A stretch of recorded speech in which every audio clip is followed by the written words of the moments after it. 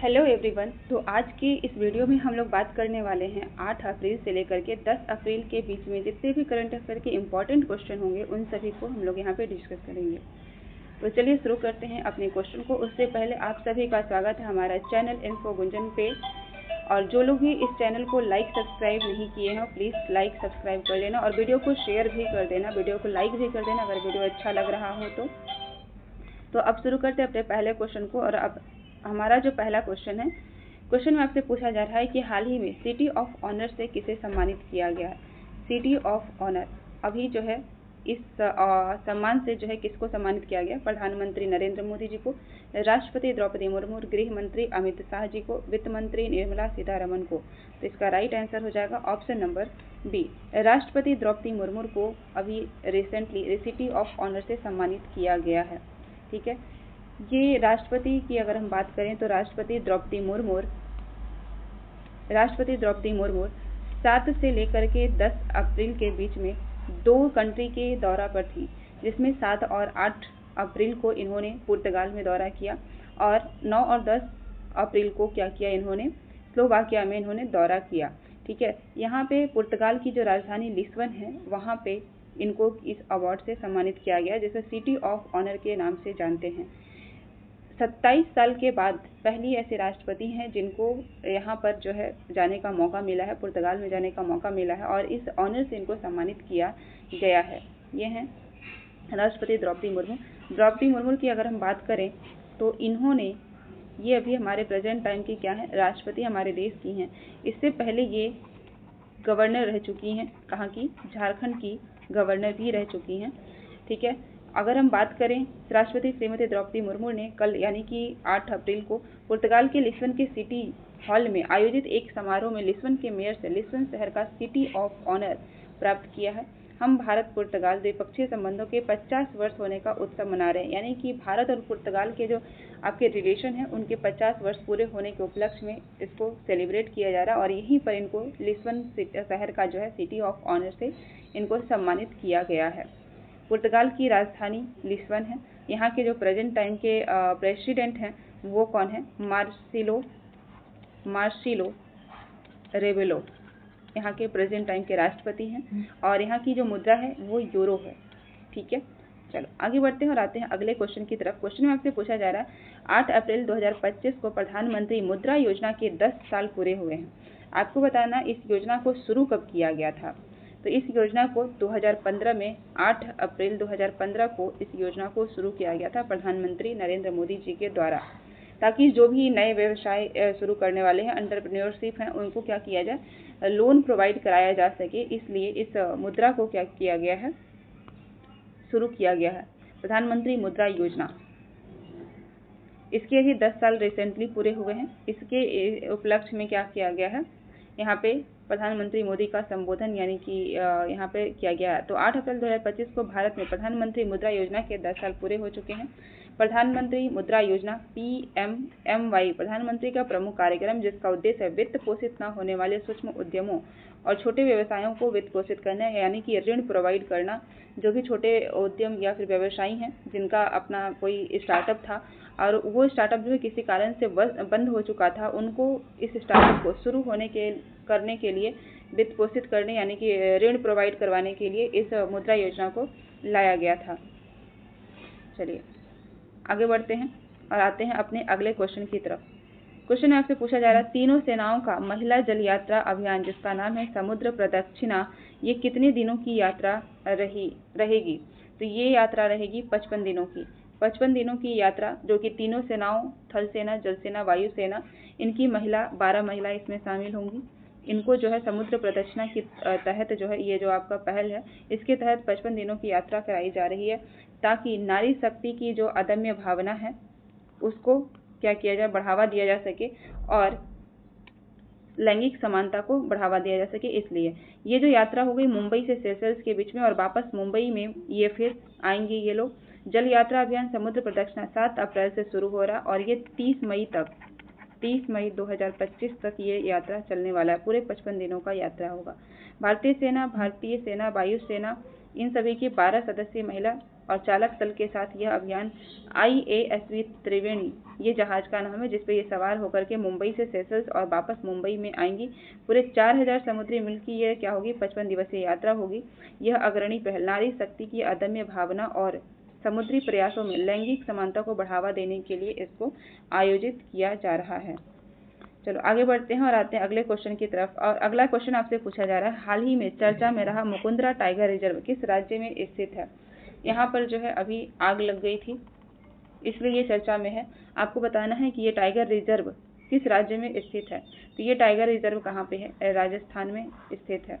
Mukundra tiger reserve Ranthambore Sariska tiger reserve के बाद तीसरा सबसे बड़ा क्या है, टाइगर रिजर्व है। ये तीसरा सबसे बड़ा टाइगर रिजर्व है, 3rd नंबर का सबसे बड़ा टाइगर रिजर्व है मुकुंदरा टाइगर रिजर्व। इसके बाद रणथंभौर पहले स्थान पे आता है, सबसे बड़ा जो है रणथंभौर है राजस्थान का, और उसके बाद सरिस्का का नंबर आता है, और उसके बाद आता है आपका मुकुंदरा टाइगर रिजर्व। वहीं पे राजस्थान की अगर हम बात करें तो राजस्थान में रामगढ़ विस्तारी टाइगर रिजर्व है, रामगढ़ विस्तारी टाइगर रिजर्व है, और धौलपुर करौली टाइगर रिजर्व भी यहाँ पे है। अगर हम बात करते हैं यहाँ पर MP की, तो MP में जो है कितने टाइगर रिजर्व हो जाएंगे, माधवगढ़ राष्ट्रीय उद्यान जो कि 58 नंबर का होगा। भारत में कुल टाइगर रिजर्व की संख्या की अगर हम बात करें तो 58 नंबर का हो जाएगा आपका माधव राष्ट्रीय उद्यान, जो कहाँ पर बनेगा, MP में बनेगा। और MP का ये 9वें नंबर का क्या हो जाएगा, टाइगर रिजर्व हो जाएगा। इससे पहले 57 नंबर का रातापानी टाइगर रिजर्व, ये भी कहाँ पे था, तो ये भी MP में था। ठीक है, तो इस प्रकार से मध्य प्रदेश में कुल 9 टाइगर रिजर्व हो जाएंगे, और भारत की में बात करें तो 58 हो जाएंगे। फिलहाल 57 है। 58 नंबर का माधव राष्ट्रीय उद्यान जो है ये बन करके तैयार नहीं हुआ है। यूपी की अगर बात करें तो यहाँ पर है पीलीभीत टाइगर रिजर्व और रानीपुर टाइगर रिजर्व। ठीक है, ये हो जाएगा। चलो आगे बढ़ते हैं और बात करते हैं इसके बारे में, मुकुंदरा टाइगर रिजर्व के बारे में। मुकुंदरा टाइगर रिजर्व हड़ौती क्षेत्र में स्थित राजस्थान के 4 जिले कोटा, बूंदी, चित्तौड़गढ़ और झालवाड़ा में 759 वर्ग किलोमीटर क्षेत्र में ये फैला हुआ है। इस वन्य जीव अभ्यारण्य को बनाया कब गया था, तो इसको बनाया गया था 1955 में। इसको वन्य जीव अभ्यारण्य का दर्जा दिया गया था। उसके बाद 2004 में इसको मुकुंदरा टाइगर हिल्स को क्या किया गया, एक टाइगर रिजर्व मुकुंदरा हिल्स राष्ट्रीय उद्यान का इसको दर्जा मिलता है 2004 में। वहीं पे 2013 में वन्य जीव संरक्षण अधिनियम 1972 के तहत इसको क्या बनाया गया, टाइगर रिजर्व घोषित किया गया। मुकुंदरा हिल्स टाइगर रिजर्व इसको घोषित किया गया। इसके आसपास से चंबल नदी, इस मुकुंदरा टाइगर रिजर्व के आसपास से चंबल नदी जो है यहाँ से प्रवेश करती है। चंबल नदी एंड काली नदी ये क्या करती है, गुजरती है इसके आसपास से। चलिए आगे बढ़ते हैं और आते हैं अगले क्वेश्चन की तरफ। माधवपुर घेड़ मेला भारत के किस राज्य में मनाया जा रहा है। माधवपुर घेड़ मेला ये भगवान श्री कृष्ण और रुक्मिणी के शादी को सेलिब्रेट करने के लिए इस मेले का आयोजन किया जा रहा है। इसका आयोजन जो है कहाँ पर हो रहा है, तो इसका आयोजन हो रहा है गुजरात में। गुजरात के साथ साथ यहाँ पे आंध्र प्रदेश भी इस मेले को सेलिब्रेट कर रहा है, क्योंकि रुक्मिणी जो थी इनके पिताजी जो कि कहाँ से बिलोंग करते थे, आंध्र प्रदेश से। किस जनजाति से, मिस्मी जनजाति से ये लोग बिलोंग करते थे। इसलिए आंध्र प्रदेश के साथ साथ गुजरात भी इस माधवपुर घेड़ मेले को सेलिब्रेट कर रहा है। ये पूरे 5 दिन का क्या होने वाला है, त्यौहार होने वाला है, मतलब मेला लगने वाला है। 6 से 10 अप्रैल के बीच में इसका आयोजन किया जा रहा है। चलो आगे बात करते हैं। माधव घेड़ मेला गुजरात के पोरबंदर जिले में माधवपुर में भगवान श्री कृष्ण और रुक्मिणी के विवाह का जश्न मनाने के लिए आयोजित एक भव्य सांस्कृतिक मेला है। गुजरात और पूर्वोत्तर भारत के पारंपरिक अनुष्ठान, सांस्कृतिक प्रदर्शन और लोक संगीत का प्रदर्शन किया जाता है। यहाँ पे गरबा डांस, डांडिया और रासलीला ये भी सेलिब्रेट होता है।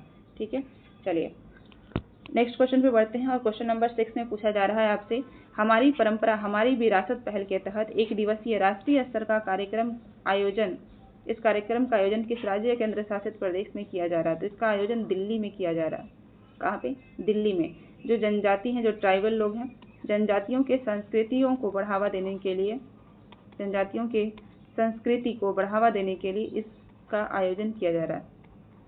ठीक है, चलो, इसका आयोजन पंचायती मंत्रालय के द्वारा किया जा रहा है। हमारी परंपरा और हमारी विरासत, इस पहल को दिल्ली राज्य के द्वारा जो है क्या किया जा रहा है, सेलिब्रेट किया जा रहा है। नेक्स्ट क्वेश्चन है, क्वेश्चन में पूछा जा रहा है ताशकंद उज्बेकिस्तान में अंतर संसदीय संघ इंटर पार्लियामेंट्री यूनियन की 185 विधानसभा में भारतीय प्रतिनिधि मंडल का नेतृत्व कौन कर रहे हैं? तो इसका नेतृत्व ओम बिरला कर रहे हैं, जो कि लोकसभा के क्या हैं, स्पीकर हैं। लोकसभा के स्पीकर ओम बिरला जी के द्वारा इसका नेतृत्व किया जा रहा है। अगर हम आईपीओ की बात करें, इसका सही आंसर हो जाएगा ओम बिरला। अगर हम आईपीओ की बात करें तो इसको बनाया कब गया था? तो 1889 को इसको बनाया गया था। कहाँ पे? ताशकंद उज्बेकिस्तान में। ठीक है, इसमें कुल जो कंट्री की संख्या की बात करें तो 180 प्लस में एक न्यू मेंबर जो जुड़ा है वो हो जाएगा आपका जमाइका। जमाइका इसमें इसका न्यू मेंबर है। तो इस प्रकार से कुल 181 कंट्री इसमें क्या है, इसमें इस जो यूनियन है, इस संघ में है। इसका हेडक्वार्टर कहाँ पे? जेनेवा, स्विट्जरलैंड में इसका हेडक्वार्टर आपको देखने को मिलेगा। इसको बनाया गया था 1889 में। ठीक है, चलो इसके आगे बात करते हैं अगले क्वेश्चन की तरफ। आपसे क्वेश्चन में पूछा जा रहा है ISSF विश्व कप 2025 में स्वर्ण पदक विजेता रुद्रांश पाटिल का संबंध किस वर्ग से है, किस कैटेगरी से इनका संबंध है? तो rifle, air rifle, 10 metre air rifle, 10 metre air rifle में इन्होंने गोल्ड मेडल जीता है रुद्रांश पाटिल ISSF विश्व कप 2025 में, जिसका आयोजन कहाँ पे हो रहा है? ब्यूनस आयर्स में इसका आयोजन हो रहा है। रुद्रांश पाटिल 2023 में काहिरा का जो संस्करण था उसमें भी इन्होंने क्या किया, स्वर्ण पदक हासिल किया है, और ये दूसरी बार है जब इनको स्वर्ण पदक से नवाजा जा रहा है। तो इसका राइट आंसर हो जाएगा rifle, air 10 metre air rifle. Rafale marine लड़ाकू विमान भारतीय नौसेना के किस विमान की जगह लेगा? अभी जो है राफेल मरीन लड़ाकू के लिए भारत और फ्रांस के बीच में समझौता हुआ है। ये आपको बताना है कि भारतीय नौसेना के किस विमान की जगह पर इसको लाया जा रहा है। 2016 की बात करें तब भी ये राफेल जो है भारत और फ्रांस के बीच में इसके लिए समझौता हुआ था। तो जब समझौता हुआ था तो ये वायुसेना को क्या किया गया था, ये दिया गया था, और अभी ये जो है नौसेना के लिए लाया जा रहा है। ये जो है रशिया का जो MiG-29 है, रशिया का MiG-29 है, इसको क्या कर रहा है, रिप्लेस करेगा, और इसकी जगह पर इसको राफेल को लाया जा रहा है। ठीक है, चलिए अब इसके बारे में बात करते हैं आगे।